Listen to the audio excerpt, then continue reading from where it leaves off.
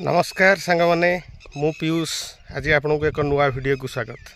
आज जो वीडियोटी आपण मानक देखी एवं वीडियो विषय कहबी वीडियोटी बड़ इंटरेस्टिंग।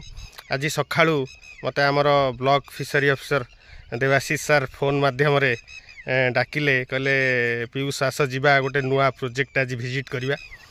आम आसीचु से प्रोजेक्ट विजिट करिया को प्रोजेक्ट देखिक एत सुंदर लगिला एत खुशी लगिला जे आपण को कौन कौन देखिली कौन केमिति प्रोजेक्ट होईची आपण मान को देखेबी।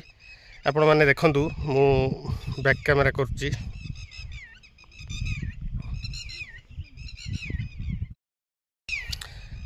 देखंतु सांग माने प्रोजेक्ट एठी चारोटी पोखरी खोला होईची। गोटे गोटे पोखरीर आयतन पखापाखि 2 हेक्टर रु अधिक सुंदर भाव खोला होईची। आज यही पोखरीटी विजिट करिया को सार आसते मत सांगे डाकिले मु भी आसी देखिली। देखुंत गोटे पहाड़र पाददेश यही पोखरीटी खोला होईची। यही जगाटीर ना हूँ गड़मधुपुर। मु कहीं कहूँ आपण मैंने हुड़ा उड़ा देखिपे यथेष्ट चौड़ा हुड़ा रखाई।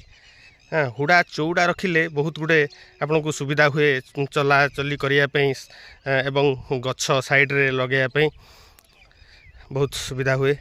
एवं पोखरीर जो साइड कटिंग होईची ये भी बड़ा सुंदर भाव में होईची। अति सुंदर बहुत बढ़िया प्रोजेक्ट कराई यही गड़मधुपुर आम फिशरी अफिसर तत्वावधान यही प्रोजेक्ट होईची। यही प्रोजेक्ट की आमर जी fishery DFO Jajpur district fishery officer madam से भी आज विजिट की आसुँच आग को देखी से आसुँच। अति सुंदर प्रोजेक्ट आपण माने देखंतु।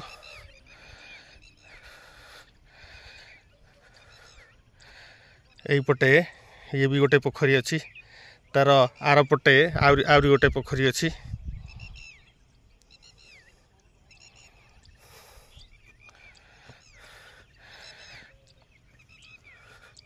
एठी वीडियो टी रखिली आपण माने समस्ते भलरे थिबे। वीडियोटी जदि भल लगे आपन को वीडियोटी सब्सक्राइब करिवे शेयर करिवे लाइक मध्य करिवे। रहिली जय जगन्नाथ।